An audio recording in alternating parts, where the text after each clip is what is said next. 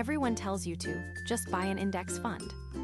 It's the gold standard of lazy investing, right? Wrong. For many of you, that's actually the most expensive way to grow your wealth. Here is the truth. Common financial advice often ignores the tax drag that eats your returns behind the scenes. I've spent years analyzing brokerage structures and tax codes to find exactly where investors lose money.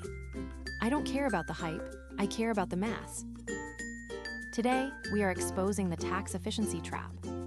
I'm going to break down the structural difference between mutual index funds and ETFs. More importantly, I'll show you why choosing one over the other could save you thousands in capital gains taxes every single year. By the end of this video, you'll have a clear, data-backed strategy for your brokerage account.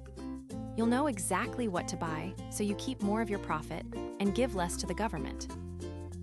Most people think an index fund and an ETF are basically the same thing. They aren't, and that distinction is costing you money. See, with a traditional index mutual fund, the manager has to sell stocks to handle other investors leaving the fund. When those assets are sold, it triggers a capital gain. And here is the kicker: you pay the tax on that gain. Think about that.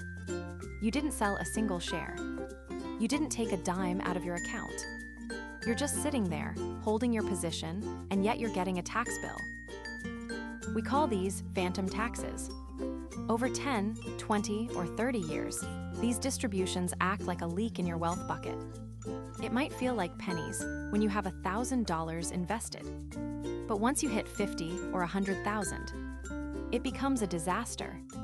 You are essentially paying the government for the privilege of investing your own money. That is the tax efficiency trap. So, what is the actual difference?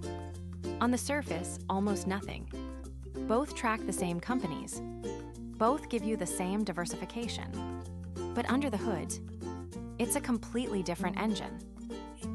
To understand why you're losing money, we have to look at the plumbing of a mutual index fund. Mutual funds are priced only once a day. When a large group of investors decides to sell their shares and leave the fund manager has to raise cash to pay them. To get that cash, the manager has to sell stocks within the fund.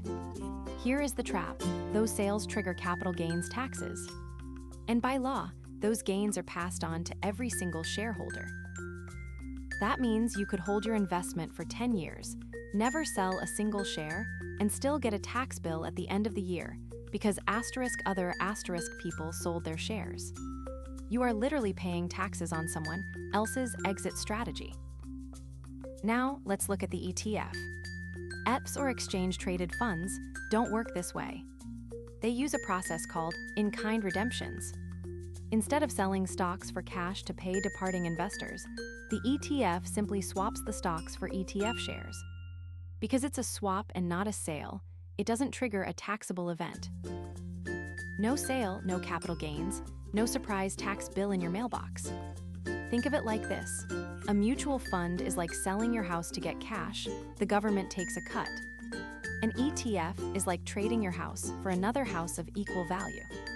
You still have the asset, but you didn't trigger the tax man. Now, a quick disclaimer. If you are investing inside a 401k, a Roth IRA, or any tax-advantaged account, this doesn't matter. Those accounts are already tax-sheltered. But if you are using a standard, taxable brokerage account, the ETF is the undisputed king of efficiency.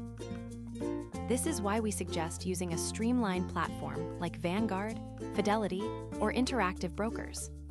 They offer the same low-cost index tracking, but in the ETF wrapper that keeps your money in your pocket instead of the government's.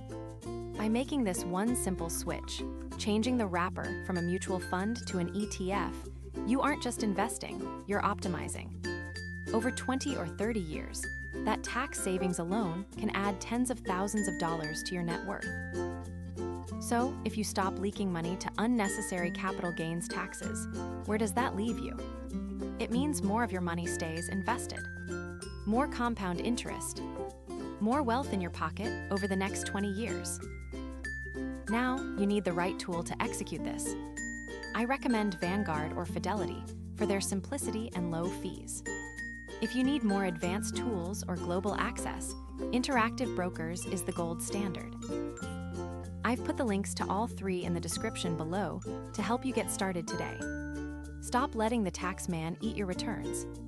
If this breakdown helped you avoid a costly mistake, hit that like button and subscribe to keep optimizing your wealth.